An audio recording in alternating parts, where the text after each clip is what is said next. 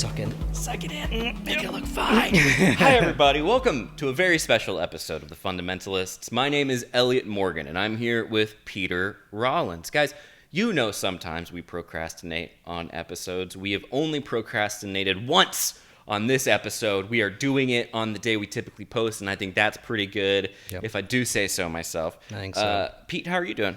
I'm doing good. Doing good.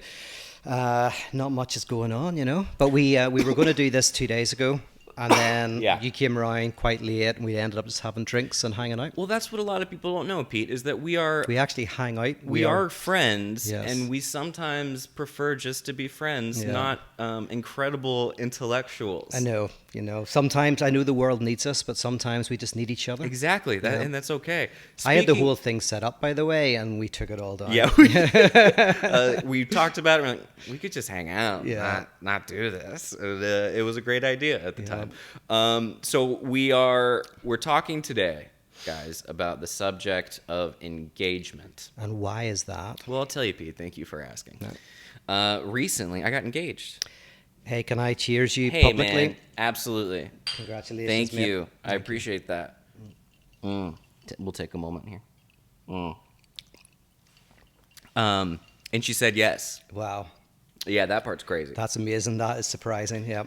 I will say, Pete, we'll talk about this a little bit. We're also, I think, maybe going to talk about certain ideas behind the word engagement, just to kind of expound on it. And maybe we won't. Maybe it'll just be about me and how excited and also surreal and mildly numb I am following the past couple weeks. It's been a little bit of a whirlwind, and it's all been very beautiful and wonderful. But I don't know if you guys know this or not, but I have had a crush on this girl for a very long time.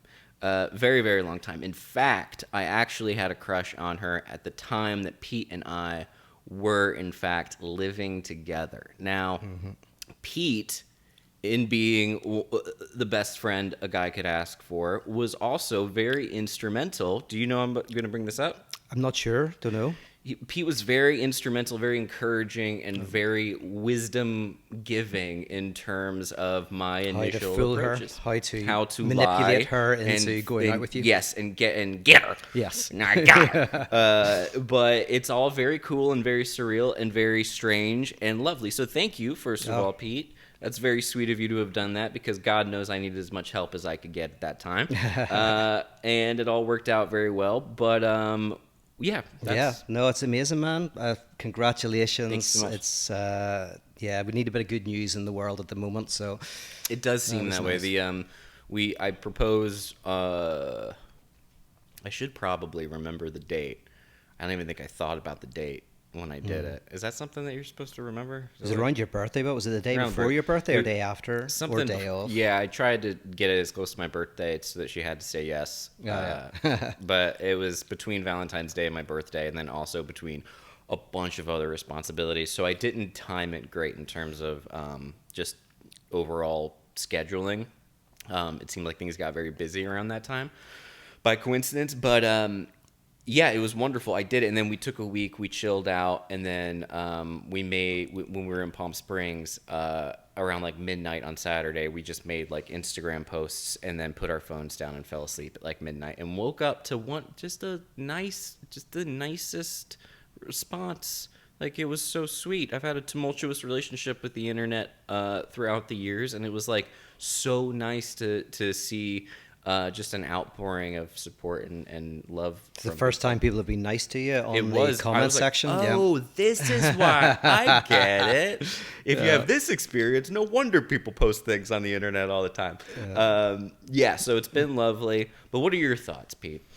On engagement in general? Uh-oh. Will we jump in, or you your can engagement? Jump in. Yeah, because Pete does have thoughts here, and we are going to this is going to be an episode of substance, not just me gushing or sort of giving details, but I will give some details before we dive into this. Yes, like before we get into the meat, let's hear more of the story. The icing. Yes, yeah. So what I did was I got a ring. I got advice from a female friend about what ring to get, and I'm glad I did. She deterred me from getting a ring I think I wouldn't have been as happy about. and it was very sweet. Her name is Sarah. I won't say her last name, Whittle. And that was very lovely. And then I had been planning on doing it on the Friday. I did it on a Saturday night. And then so I got my little hut, what I call my Ellie hut, which is my little office shed space by the driveway. And I tried to decorate. So all day on Friday, I was saying that I was cleaning my office. And Grace was like, can I help you clean it? And I was like, no, I got all of it. And I don't think she suspected anything, but she should have, because it's weird if I'm cleaning anything. Yeah. Because I'm a filthy, nasty boy. Yeah. And I had got everything set up. I went to Target, bought all these, like, just goofy, cute things. Got a little Bluetooth speaker, and I tried to turn it into the Ellie Hut pop-up gastropub. Did you get all the stuffed raccoons as well, the dead raccoons? The dead, you got them, dead? The taxidermy. Oh, Yep. dude, they are so... That's a whole other podcast. The raccoons is next week. Yep. It really is not a bit. They are. I lock my sliding glass door because of the raccoons. I'm convinced they're gonna come in, and there's nothing I can do to deter them. We've basically come to the conclusion that they have the night shift and we have the day shift, and we just cohabitate. But anyway, I got it all set up, and then Grace was like, "Well, I'm waking up at like 7 a.m. to do a talk," and she's like, "I'm prepping all this stuff." She's like, "So tonight I'm just gonna chill. We're not gonna do anything." And then big brain me was like, "Well, maybe don't propose the night when she has to wake up at 7 a.m. That doesn't sound like a very fun thing, and she might freak out." So I waited a day, and I was really nervous all day. I was like, on Friday, I was like, okay, I just gotta get it. I'm gonna make it look cute, and I got put up lights and candles and everything. And then, fortunately, she never enters that place. And I was like, so I'll just leave it. And then I was like, okay, so the next day. And I was trying to sound so normal the entire time and trying to sound so like I was just, I'm just reading stuff or whatever. And she would talk to me. That's just like everyday life. You just try to sound normal. Try to sound like a human being.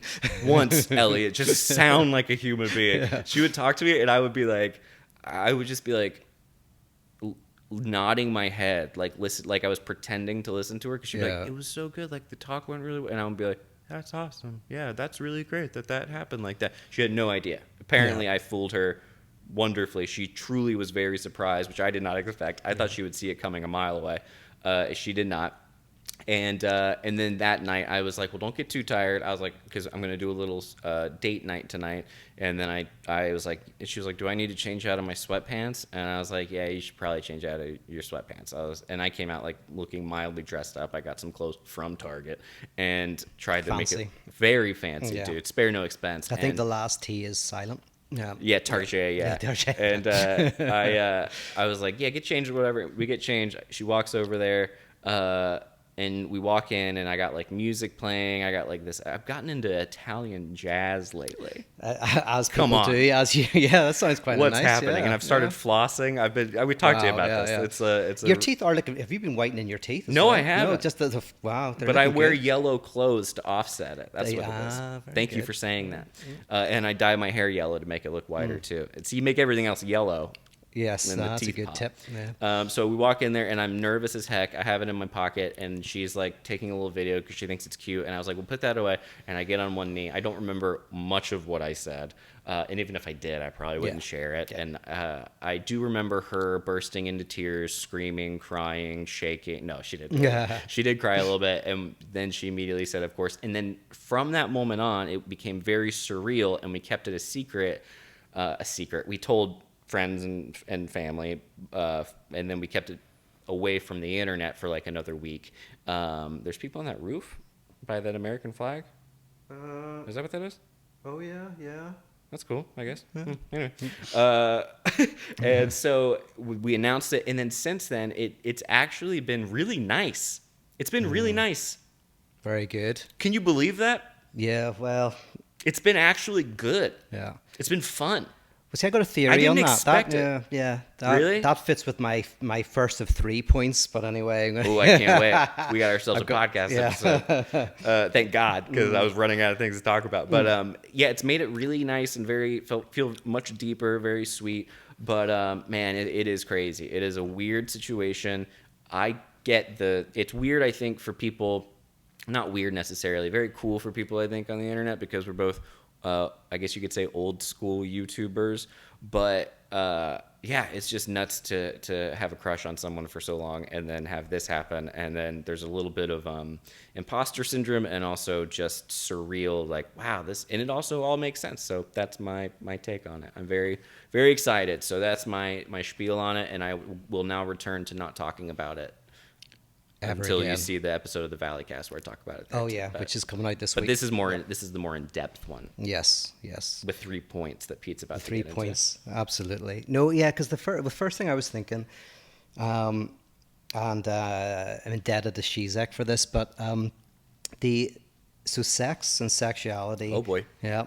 Oh boy. Is we haven't. Of course. Done. Yeah, not yet, but you will, and it'll be fun. Yeah, it'll be great. It'll be great. I'm so scared. Yeah. Tell me what it's like. Yeah. So, yeah, sexuality, we've talked about this before, but sexuality is kind of what is this explosive, very unnatural thing. So, the idea that sex is very natural, like the Catholic Church talks about the animalistic nature of sex. It's actually not very animalistic. Animals just have sex for procreation. They're very good Catholics. I saw 2 hawks having sex the other day. Oh, right. It lasted for 4 seconds. Wow. That's pretty good for you. I was like, I get it. Yeah. It was cool though. It was cool. Well, they're good Catholics, right? They'll be just having sex without much enjoyment, without fantasy, for procreation. It's utilitarian sex. I had a friend actually who was a religious guy, and his aim was to masturbate without sexual thoughts. He was practicing to kind of, and so he would try to masturbate while thinking about bus timetables and when the buses would pick you up to go to school and take you back, because in a sense he wanted to take out, weirdly become very animalistic, take out the sexual dimension of sex and make it purely about mating, which is hard to do. I think probably impossible to do. He said he was able to do it sometimes, but I don't know. Probably after not doing it for a while. I think if you wait long enough, you could probably do it to anything. Yeah. Well, Jez and Peep Show, he's asked, what's your fantasy? And he's like just having sex. Just having sex. This is my fantasy. This is it. Yeah. And the reason why that joke works is because, of course, like his Jez is completely, without fantasy. His fantasy is just having sex, which is not usual, that we are polymorphously perverse as human beings. This is taking a direction I didn't know it was going to go, and I like it. I do like it. Yeah. But I'm interested. Okay. Well, the reason why this connects with engagement is you could say that. So Pascal, and this is the Shizek, but Pascal had this argument, which you probably know, Pascal's wager. He said, imagine you want to believe in God, but you don't. But you kind of want to. You kind of think it's a good bet, or you think that people who are religious are happier.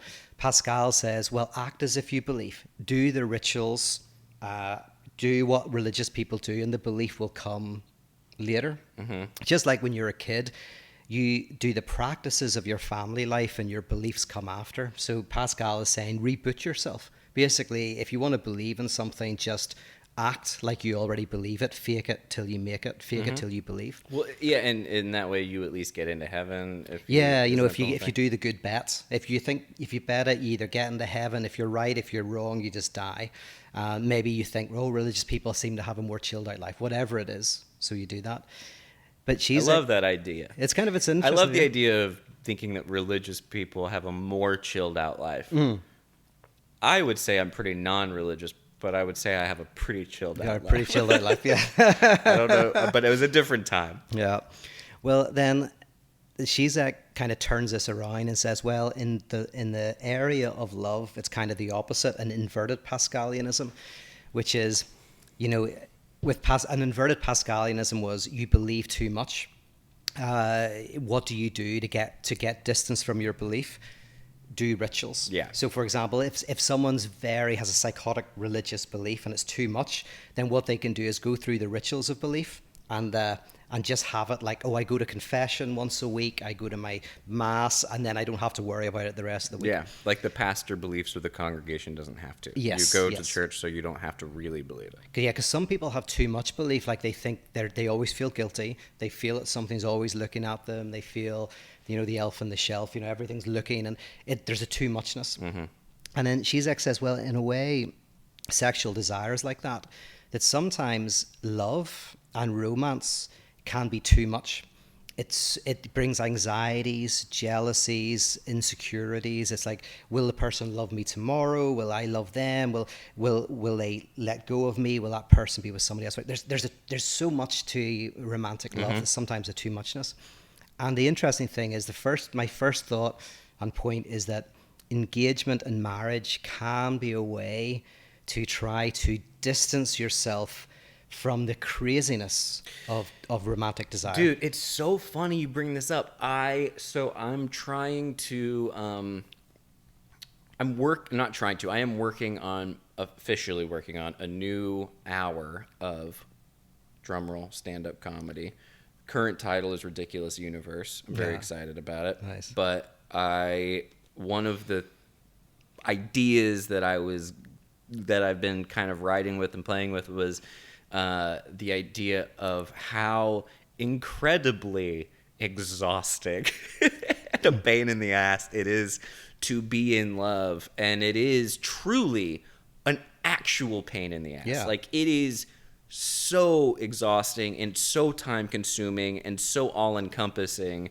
And so there, like you're saying, there's so many different angles of it that 100%. Yeah. I think part of it is just being like, I can't handle this. And it is interesting that since the engagement, my creativity and my work and my personal health care has increased, and it's all wonderful and all very adult, but it feels like like a gasket has sort of been, it's like, okay, we're good, that's good, and then it's caused probably a libido in some sense to disperse into other areas more effectively. That's right, because romance is like living in a constant state of emergency.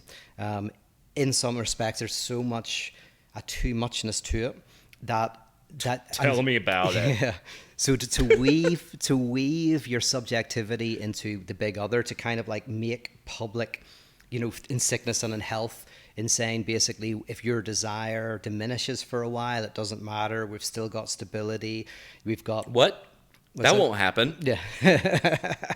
What, stability won't happen? No. No lack of desire will ever happen. Yes, of course. What's the jazz line? I think everything is great and it's going to be perfect forever. Oh yes, I don't want to tempt fate, but I think everything's going to be perfect forever. That's exactly how I felt. Yeah. I don't want to tempt fate, but I think everything's going to be perfect for. Yeah, that's my mantra.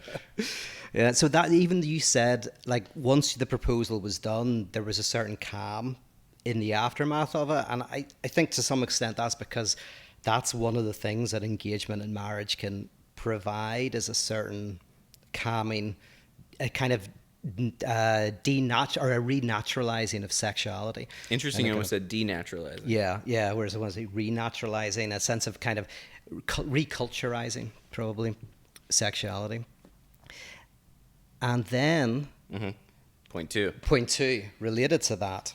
We're getting into point two now, folks. Okay. If you're keeping along at home, point one was love is exhausting. Love is exhausting. That engagement in marriage can bring a certain stability and a certain kind of like in sickness and in health, and richer or poorer, a kind of a sense of which you've got more stability, and don't have to live in a constant state of emergency. You know what I've found too in my experience thus far in this engagement is she really doesn't like when, in the aftermath of proposing, she doesn't like when I say things like, don't forget I own you and you're my property. For some reason, she hates that. Yeah, that doesn't. But I keep doing it because I think it's very funny to see her get very annoyed by it. But anyway, yes. That was my second point. Yes, she's now your property. Yes. It was like, you're mine.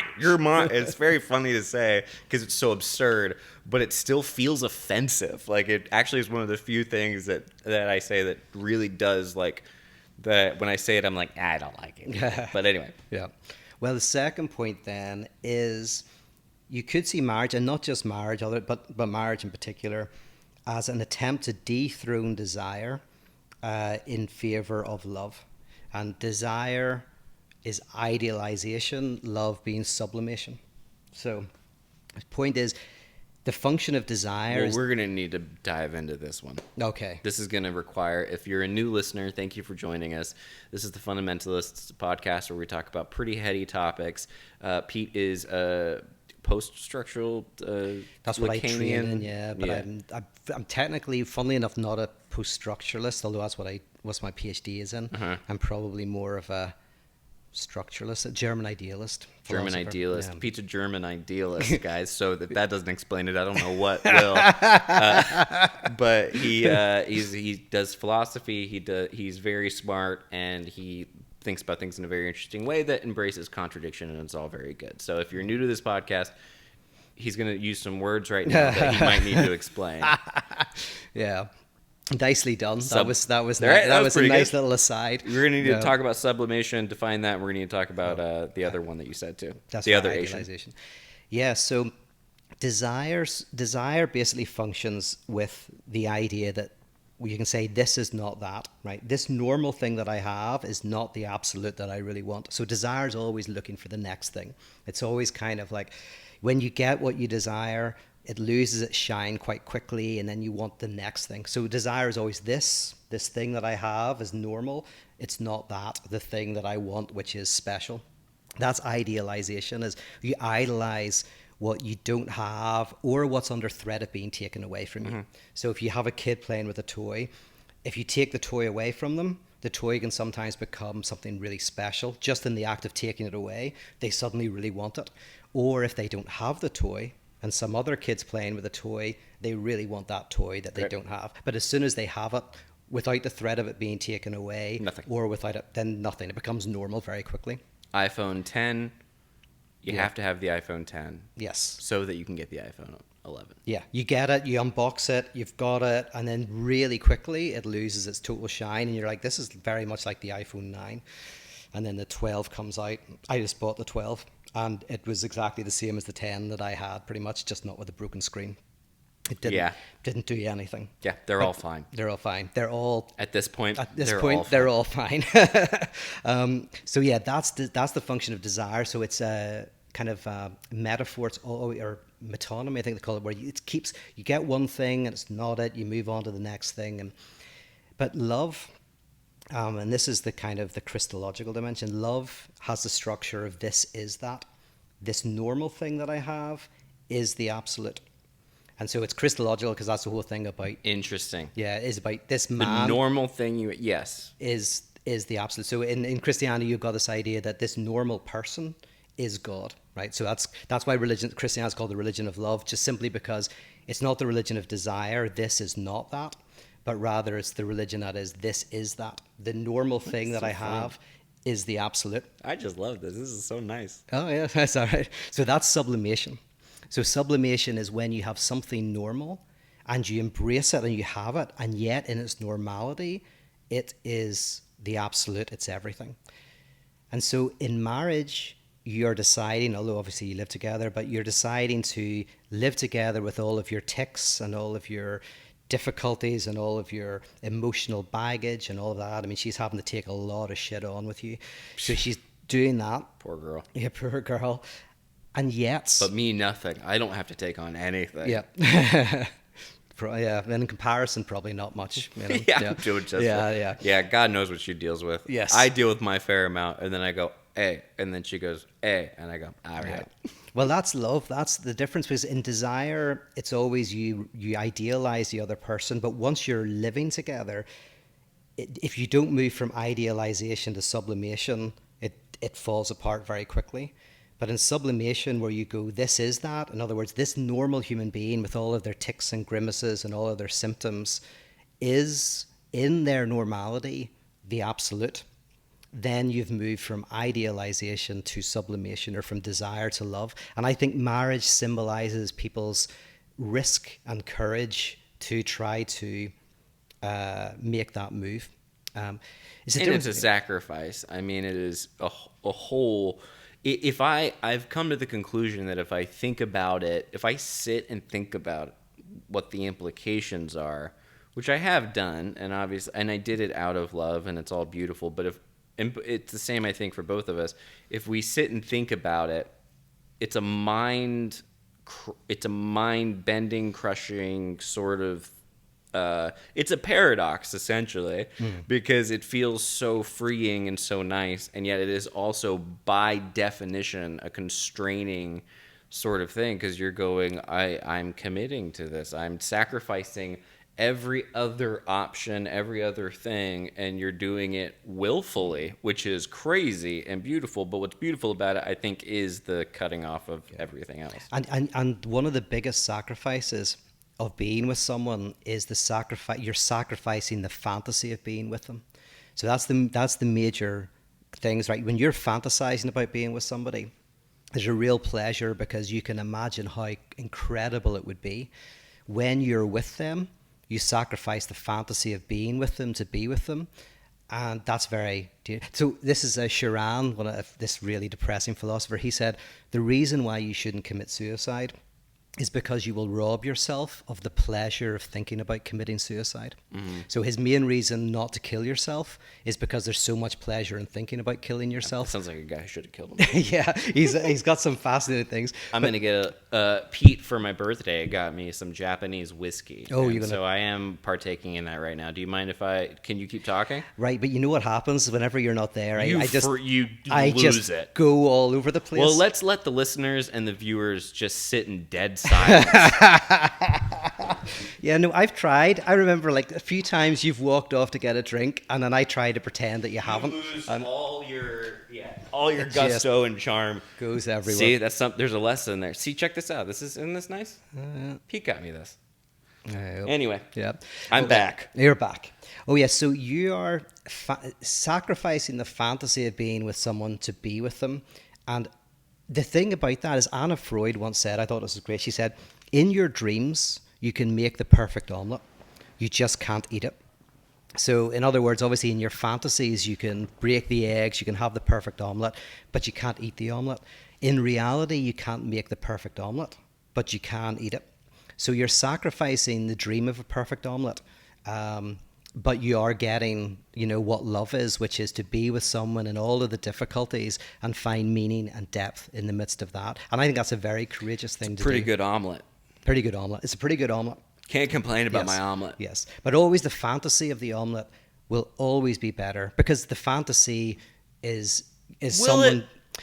Well, it's a fantasy divorced of any of the person's symptoms, any of the person's tics and grimaces. So, your fantasy will always do exactly what you want. That's like just pure narcissist, yeah, you're not wanting like a human at that point. But that's in our society, like most romance movies are idealization. So it's all about two people who don't have each other and all of the obstacles that they have to overcome until they're together, and then the movie ends, because the movie can't keep going after the couple are together, because the relationship can never live up to the fantasy of the chase. Yeah. But a proper love movie is a movie in which the couple, you see what happens afterwards. This happens in those three movies. The Before Sunset, After Sunrise. Oh yeah, Ethan Hawke. There are three movies about two people in love, and one's called Before Sunset, I think, and the other's called like Before Sunrise, and the other's called After Sunrise, something like that. But it's about a couple who, the first movie is all about them meeting in a train, and it's a romance movie. It's about the intensity of this couple, and they cannot be together. But then the last movie is they get together in the middle movie, and the last movie is about them as a couple having to learn to live together after years of being together. So it's a beautiful kind of trilogy of movies that explores the move from romance to love. Is Ethan Hawke the coolest person? Yeah. He's got to be one of the coolest. Yeah, he is. He's very, when I was young, he was amazing in movies he's been, and the movies he's been in up until recently, absolutely phenomenal. Yeah. Very, very cool. That sounds amazing. So that's a trilogy you should watch. It's annoying, I can't remember. It's all Before Sunset, Before Sunrise, whatever, but they're very good. And they definitely, they're all about how do you move from romance to love, and how do you maintain love, which is, by the way, exactly what we were talking last week. Which we talked about fantasy last week. I have the perfect example, by the way, of what I was talking about, we were talking about. Yes. Is after our podcast, I watched Greenland. Have you heard of Greenland? Mm-mm. Yeah, well, Greenland is a good thing. So about fantasy. So if anybody hasn't watched Greenland, you don't want to spoil it, just stop now. Don't. No, don't keep going. I'm not going to. We're more important than Greenland. Yeah, we are. I was bored. It just looked like it's a disaster movie. I was like, this is not going to be great, but I'll watch it. It's about a couple. The family, there's no desire in the family at all, right? So he's moved out. He's had some affair, but it was a relationship where there was no real desire. They have a kid. And so in order to get desire back into the family unit, there has to be a world extinction event. So there's these asteroids come in to destroy the world. And then at the very end, the family unit desire has re-entered the nuclear family. So they required the fantasy of an extinction event in order to reintroduce desire into the family unit. So that's what fantasy is. Fantasy is what allows you to desire what you desire. That's what romance movies maximize. Yeah, there's an interesting parallel, I think, with the COVID situation. I mean, COVID is not a mass extinction event necessarily, but it is definitely something that has, I think, crystallized a lot of people's situations and relationships and moved them in certain directions, and also moved everyone, I think, in certain directions. You said one of my favorite phrases about this situation that we're in, which is, I'm going to butcher it, but I'm sure it's not. It's a phrase. I don't even think it's yours, but it's like it's to do with 5G. 5G and how it's causing all of this. The so-called COVID. Yeah, the paranoia and the constant, and it's like, wow, if you have a cell phone, you're I mean, all the signs are there. But you said something like the thunder. Oh. What is it?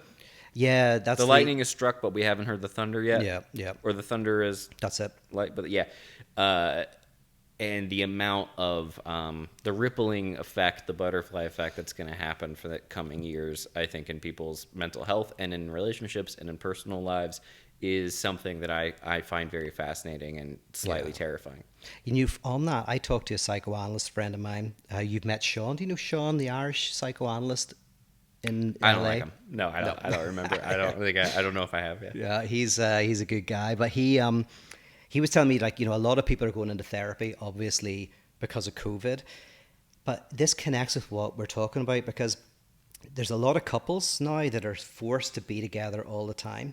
And idealization is able to be maintained when you're not around your partner all the time. Whenever there's obstacles, things that you have to do, when you're fantasizing about being together, but you can't, right? So idealization flourishes in obstacle. But once you're pushed into a relationship with your significant other, where you don't have that space for fantasy, then it's tested, because now you have to go, is it sublimated? And the sublimation is, this person in their normality is still the person who I desire. Or if it's just idealization, you're like, this person, now that I'm with them all the time, I realize that it's not love, that this is sublimation hasn't occurred. So he was saying, like, a lot of couples are breaking up at the moment. Some are getting closer, some are splitting apart. And I wonder if it's because with being completely in the same place as somebody, any type of desire-focused relationship, which is idealized, is going to collapse. It's going to fall apart. They always fall apart. I liked it. It's like the Big Bang, like it's like you're compressing two particles so tightly together that there's going to be some sort of a thing in some way. It's going to explode in some way. Right. It'll explode in a nice way or explode in a bad way, but something's going to happen. Yeah. Well, that's it. And it's either going to, I say, if you're just idealizing the person and you can't, you're always fantasizing something that's not there, then it's going to break apart. But if you're pushed together like that, and you've been able to, as I say, love, this normal person is the absolute, is in their imperfection, I find a type of perfection, then you're all right. No, I just go, I'm going to fix you. Yeah. And they love that. Yeah. Everyone loves to hear that someone's going to fix them. Yeah. Yeah, that's beautiful. So was that all point two? Mm-hmm. That was And so point can two. you summarize point 2 for us? Oh, yes. And point 1 so everyone can... Very good. So point 1, this is like a seminar, all beginning with P. No. P? Yeah. They're not beginning with P, I don't think. I don't think I can do that. Urine. Yeah. First point was that marriage can help to domesticate the excessive state of emergency that romantic love can generate, can give you a certain stability, so that you can get involved in other things, so that you can re-engage with your friends, re-engage with your creative projects that sometimes really fall apart whenever you're in that state of desire. So it's an inverse Pascalianism, where you have rituals that help you get some space from your desire. So lovely. Yeah. I like point 1 a lot. And then point 2 was that marriage is the attempt to not completely get rid of desire, but to centralize love over desire, or to centralize sublimation over idealization. Idealization is the fantasy of the other that is, so every time you have something, you're always thinking, this is not that, this is not the absolute. But love is, this is that. This normal person in their difficulties and in our struggles is where I find meaning and depth and significance. I like point 2 too. I'm not going to lie. You're not going to like point 3. I figure there was going to be some sort of twist at the end that's going to be some sort of depressing shit. Yeah, well, this is the best one. Actually, this is the most... I think this is the most exciting of the 3. I can't wait. Okay. I die before I say it. Yeah. Is that it doesn't work. This marriage doesn't work in a productive way. Hello, everyone. Welcome to the podcast about my recent engagement that I'm very excited about. Peter Rollins, the philosopher, would like to say some critical words about marriage to the divorced guy. Like I don't know. Yeah. Well, which is what, by the way, makes it so courageous, right? The first time someone gets married, there can be this fantasy of it's going to be easy, it's going to be wonderful. And then when you find the difficulty of it, it's the second time that's romantic. You think I think it's going to be easy? Yeah, no, that's what I mean. It's the second time when you know how hard it is and you still decide to do it. That's ballsy. It'll be romantic. hell. Yeah, and that's what makes it romantic. Romance is when you go, this is the stupidest thing we could do, but I have to do it. It's insane. And I think that's what we've robbed the romance from engagement, because we've robbed the danger of it. It's profoundly dangerous. It's a profoundly dangerous thing to do. Divorces, people, even when they don't get divorced, ending up sleeping in different rooms and not caring for each other. This is kind of what this Eternal Sunshine of the Spotless Mind is about. Beautiful movie, absolutely beautiful. You know, that's my fiance's favorite movie of all time. Oh, is that right? Yeah, it's a phenomenal movie, and it's all about. I should probably watch it. Have you not seen it? No, I've seen it. Yeah. I know. I need to rewatch it. It's incredible, and it's two people who they can't be together. They just can't be together. They end up in disaster and arguments, and it all falls apart. And so they get their minds wiped of each other. And then they end up doing it again because they don't remember. And then eventually they work it out. They work out that they've had their minds wiped. They've done this before. And they're like, okay, we should never be together. And then basically they turn around and go, fuck it.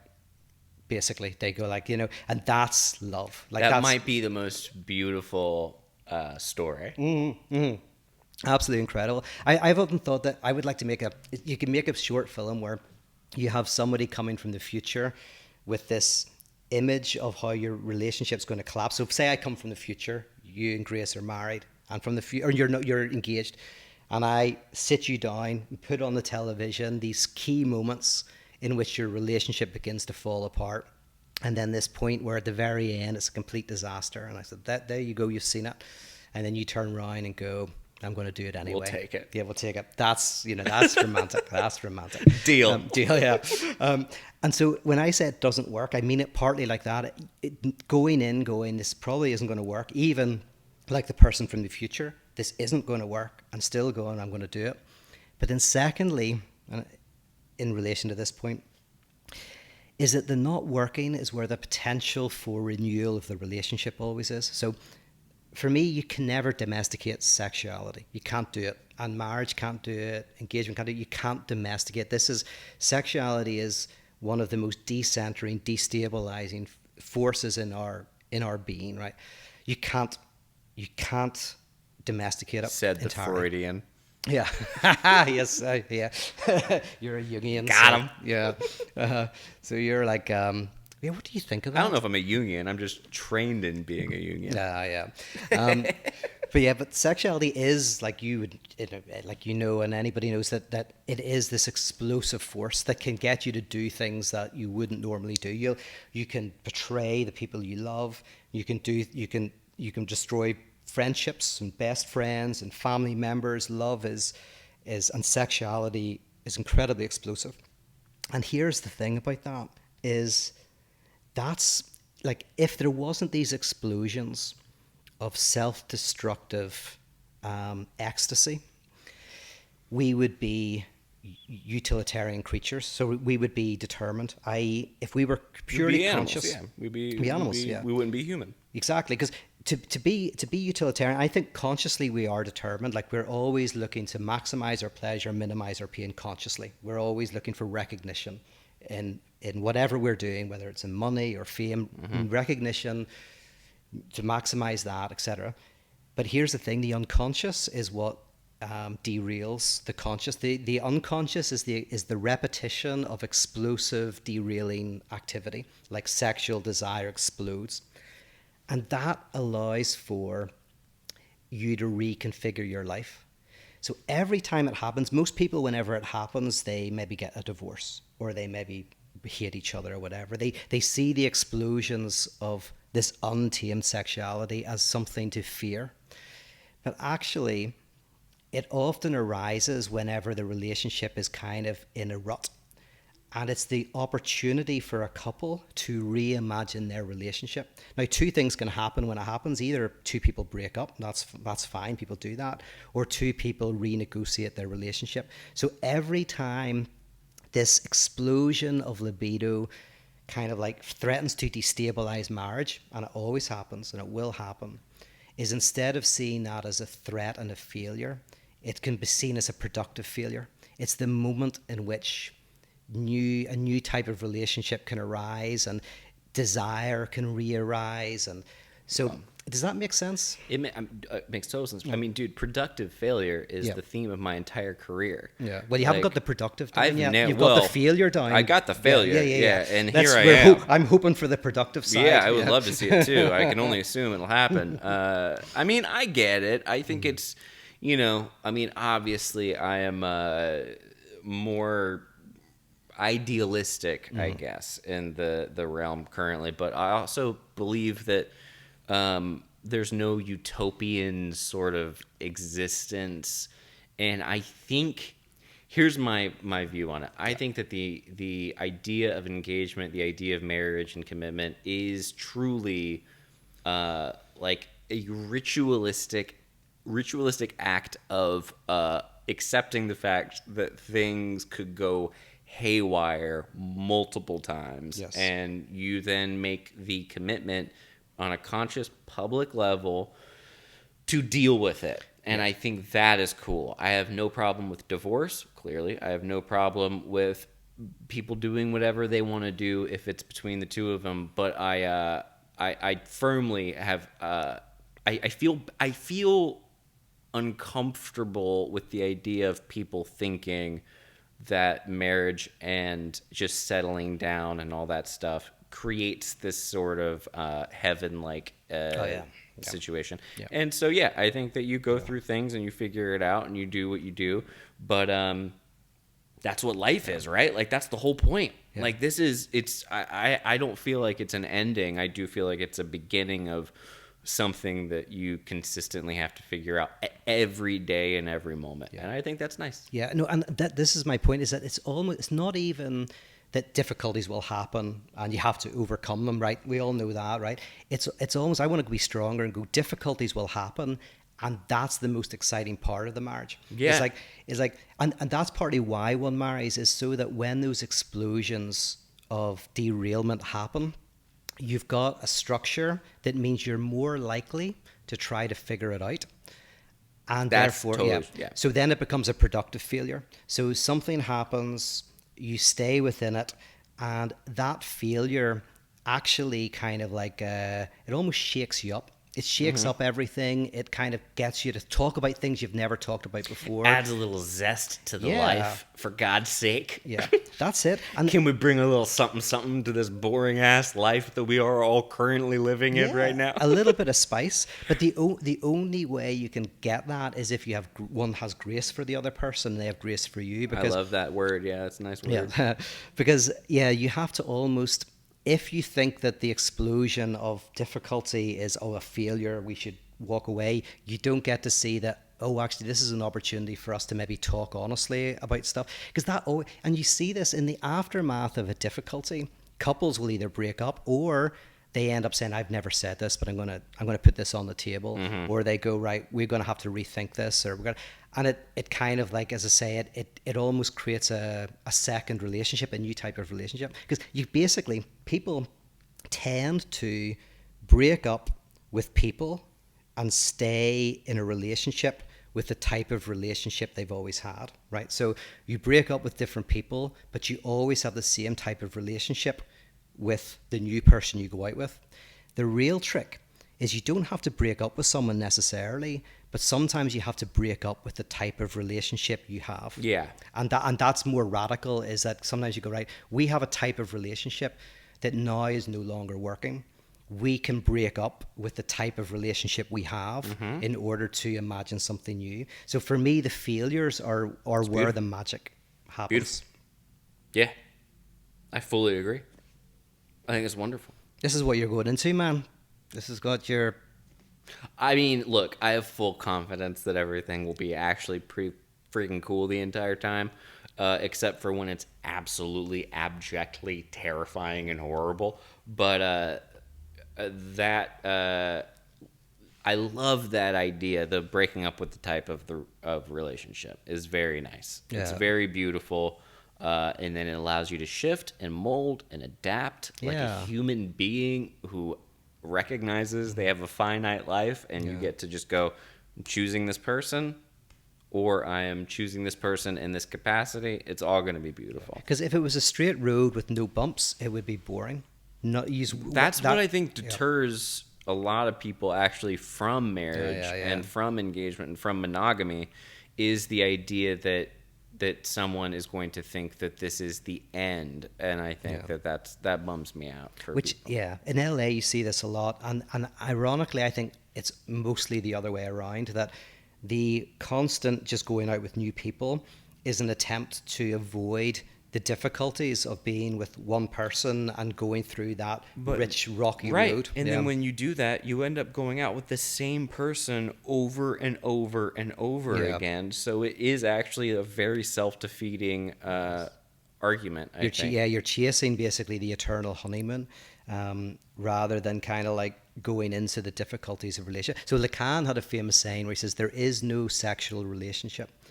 And what he kind of means is, we're always looking for the other person to make us whole, but what you're always going to find is there's no person that can do that.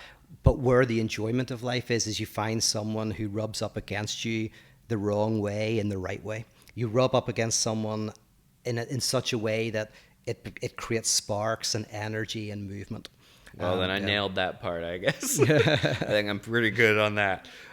We definitely are good at butting heads in ways that are productive. Yeah, that's the magic. At the end of the day. That's the magic. This is my main critique of polyamory. I'm not against polyamory. I've got friends who are polyamorous, but my only concern is that some people I know who are polyamorous. I'm not against polyamory, except insofar as it's an attempt. It's okay if you're against polyamory.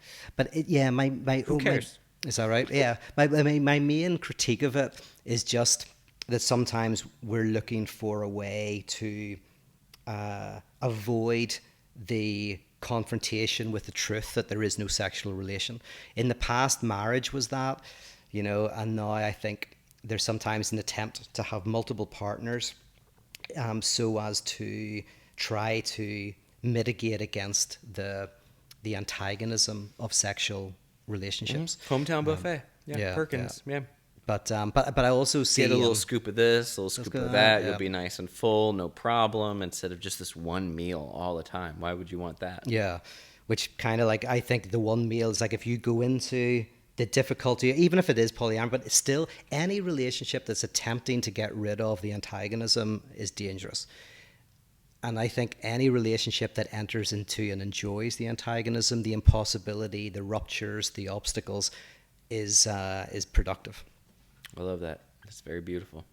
Well, I think you've brought 3 really wonderful points to this podcast, Pete. Oh, thank you. I don't feel incredibly depressed. Good. Oh well, my job's not done yet. Maybe I don't feel like you were subversively doing anything. There wasn't anything depressing when I said. I think you're actually being very genuinely encouraging in the most Peter Rollins way you could do it, which I accept fully, and I love it. Thank you very much. Because I think my first point was the most depressing point, but the third point's the most optimistic point. Yeah, and the second one, you had too many words. Yeah, there you go. Well, thank you, everyone, for listening to this episode of The Fundamentalists. If you've watched it on video, you're probably at youtube.com/Elliott Morgan. And please subscribe, please like the video, and please leave a comment on what you think about it. I myself am very excited, and I'm very happy. Pete is very happy for me. Pete's also just really smart, and you should check him out as well at peterrollins.com or instagram.com/peterrollins. He's doing a bunch of cool stuff in the future, and that's going to be very cool. We're also working on things for fundamentalists like conventions, live events, even if they're digital or whatever, and we'll let you know how that goes. It's going to be very exciting.